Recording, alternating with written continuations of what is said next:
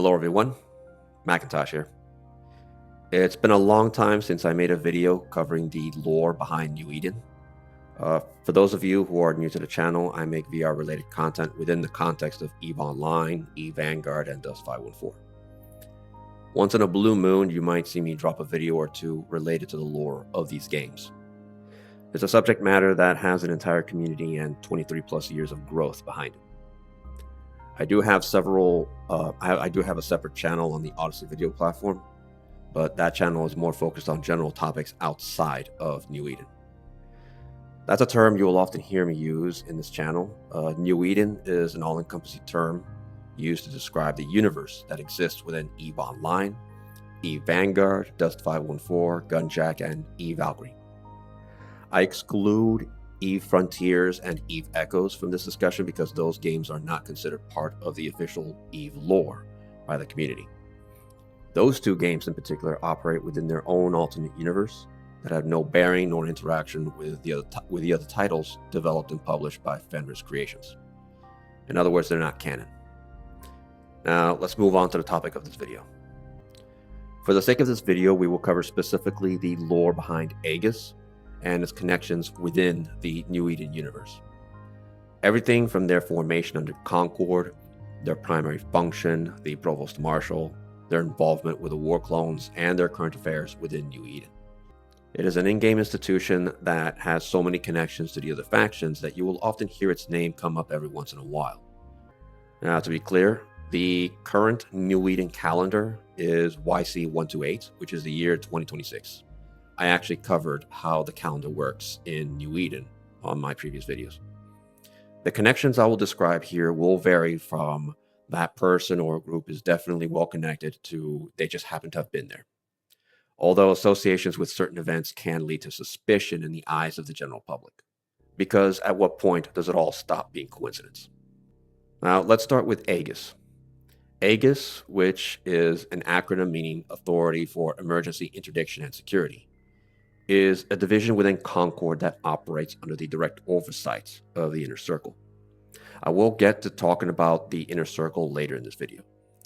Back in the New Eden calendar year YC120, or 2018, it was formed in response to a spate of disappearing ships. It was thought to be the result of pirates and other emergent threats to the cluster.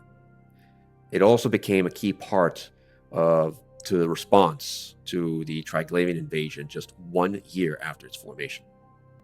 Now, moving on to the Provost Marshal herself, Cassia Balkanir. She has quite the record, so bear with me here. She is currently the Concord Colonel. She was a former Sorrow field agent during the Warlord Uprising.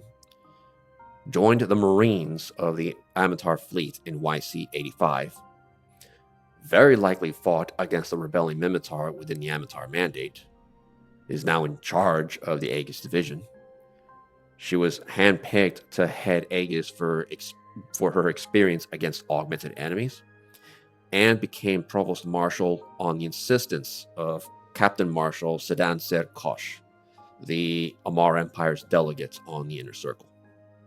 As a side note, I'll do a quick summary of the related Vindication Wars. The Vindication Wars resulted from a very long and carefully coordinated plan by the Mimitar to infiltrate the Amar Empire.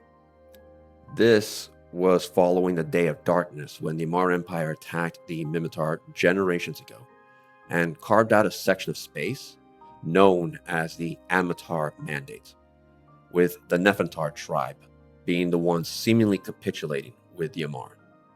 The Nefantar being one of the many tribes of the Mimitar Republic. The reality was Mimitar spies within the Mandate gathered tactical and technological knowledge that would later be used to kickstart the Vindication Wars, pitting Mimitar against Mimitar in a series of mutinous attacks against the Amar Empire.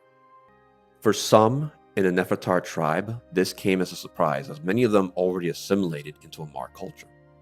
For others in the tribe, this was part of the plan all along, and it was actually approved by the elders, who formed a rescue fleet known as the Elder Fleet, wreaking havoc deep into Amar territory before eventually being defeated by Jamil Sarm's defense fleet. So that's a quick summary of the Vindication Wars. So let's get back to Kasiha Valkanir. What about her as a person? She is described by her peers as having a strong sense of duty. She is a member of the Amar Church, known to have argued for liberal policies, well, liberal as defined by a society approximately 23,000 years into the future. Can show some warmth in one moment, but then quickly revealed to be cold, calculating, callous, and manipulative. Also turned out to be arrogant to the point of stubbornness and strictly adhering to points of military protocol in the face of superior orders to the point of recklessness. In addition to that, she does not suffer fools gladly. Now, what about her relationship, though? Like, how does this tie her in with the Vindication Wars? Well, she is a clan cousin of the chief of the Nefantar tribe, Elika Valkanir. She had to cut ties with most of the Valkanir clan after the Vindication Wars, and she has helped shelter the remaining Valkanir who are still loyal to the Amar from Amarian reprisals following the defections. Now let's focus on the most notable factions. There's Sanchez Nation, which is known for kidnapping a whole planet's population and converting their victims into unwilling, mind-controlled slaves that have been reprogrammed through invasive implants to serve the nation. Then there's the Deathless Circle through its proxies, such as the Dread Guristas and the Warclones deploying from the Fulcrum Station. And finally, there's the Triglavian Invasion, which introduced a highly advanced faction known to literally modify a star, which causes the entire local star system to experience powerful environmental effects and a severe reduction in the system's local security status. Now, setting aside the emergent threats, what about Sorrow? You heard me mention them. Sorrow stands for Special Affairs for Regulations and Order. It is a special unit within the Directive Enforcement Department, or the DED. They're tasked with handling hostage situations, committing assaults on heavily armed pirate havens, dealing with large-scale criminal activities, and similar tasks where force is more useful than finesse. Because of the unit's primary function, it is one of the toughest police units within Concord. Kasiha Valkanir was commander of Sorrow's Red Troop, which is a specialized counter-augment unit. She also played a key role in quelling the Molten Heath Warlord uprising, earning her the promotion to Senior Colonel. Now we move over to the Warclones. First, let's focus on the current status. They are no longer restricted to the Fulcrum Station in Zarzak. Many have since left the Deathless Circle. They're slowly growing more and more autonomous. Their new base of operations is known as Avalon, and they are currently attacking Upwell sites as represented by the Lost Convoy map in Vanguard during Operation Avalon. Now, what about Avalon? It is understood to be a ship roaming in space, ferrying Warclones and their plunder. The ship class is known to be a war barge that was liberated by one of the Warclones. Inside the war barge, known as Avalon, is a virtual construct where the Warclones can rest. The virtual construct is known as the Resonant Garden, built by a fellow Warclone called Melindrin. Pardon me if I mispronounced that. It is a virtual place described as, quote, a violation of laws older than the empires themselves, end quote. A place where the mind could persist beyond the body, not transferred, not copied, just sustained. This single ship became the foundation from which they would eventually discover a way to escape the clutches of the Fulcrum Station. Now, what's the ship's current status? Currently, it's being pursued by AEGIS. It deploys harmonic bridges that crash into the sites and serve as primary means of teleporting back to the war barge. At least teleporting the goods that the Warclones seize when they get deployed down to the planet. The harmonic bridges send out beacons alerting their positions to nearby Warclones.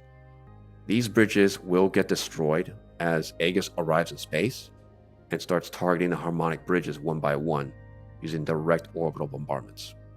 Warclones are on a timer when they deploy to various sites to gather what they can before Avalon leaves orbit. Now, for those of you who are new to the channel and also new to this topic, let me do a quick review of how Warclones work and their implants. This topic was covered in previous videos, but I'll just give you a quick summary right now. Warclones are based on fifth lobe implant technology. Bear with me here. They were introduced with the second generation Warclones to avoid the psychological effects that came with the use of salvaged sleeper implants during the first generation Warclones. When a Warclone dies, the fifth lobe implant uses what's called a neural interface socket that instantly transmits a difference file or packet to a nearby clone reserve unit or databank.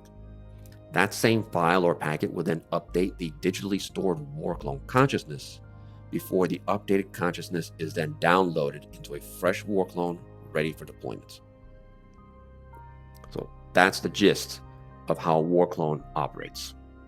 I've gone more in depth in my previous video. Now, what's the relationship with AEGIS?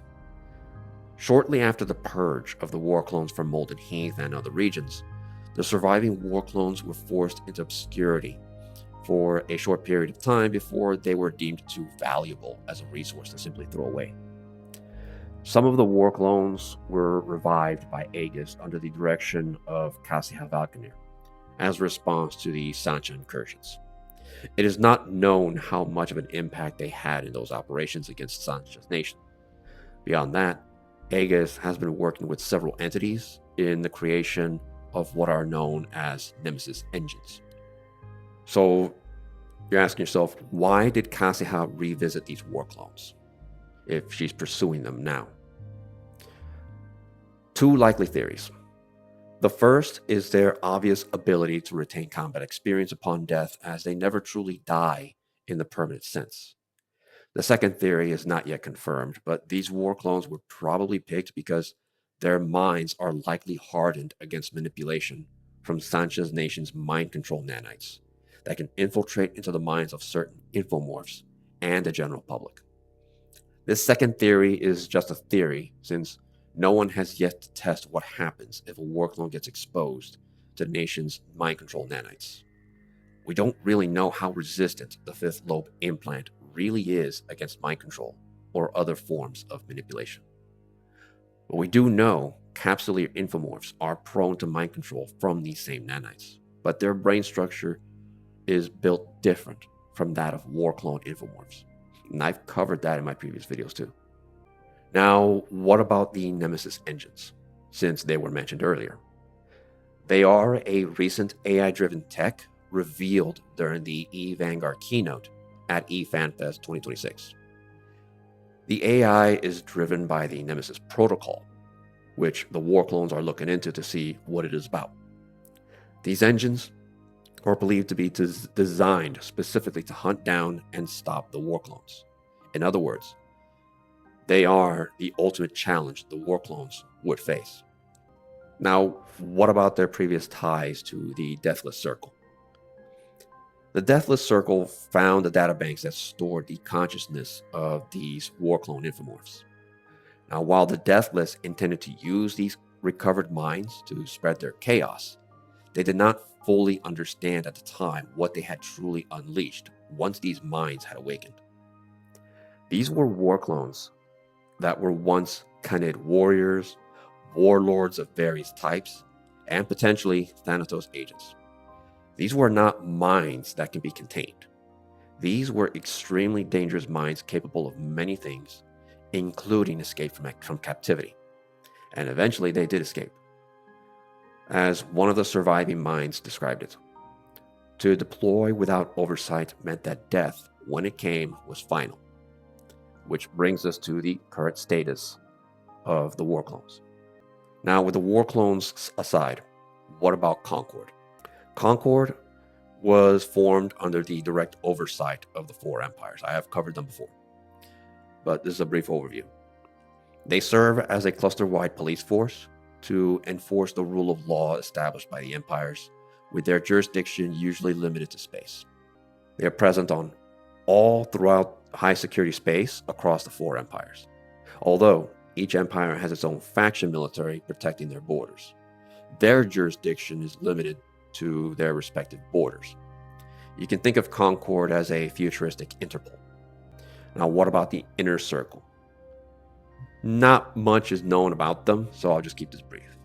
Usually, they're composed of high-ranking representatives of the 4 empires, previously consistent of 5 empires when the Jovians were still around. But since the eventual collapse of the Jove Directorate, it is not clear what has happened with the 5th seat.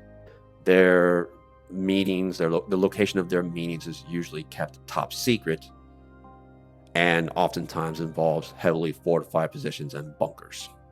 Not much is known what's talked about. That's actually all there is to it for this video. Now, if you want to read up on the source material, I'll put the links down below. There's a lot of them, actually. This video would at least give you a quick primer on the lore, so that you can at least understand what's probably going on here. Hope you guys enjoyed that video. And as usual, fly safe.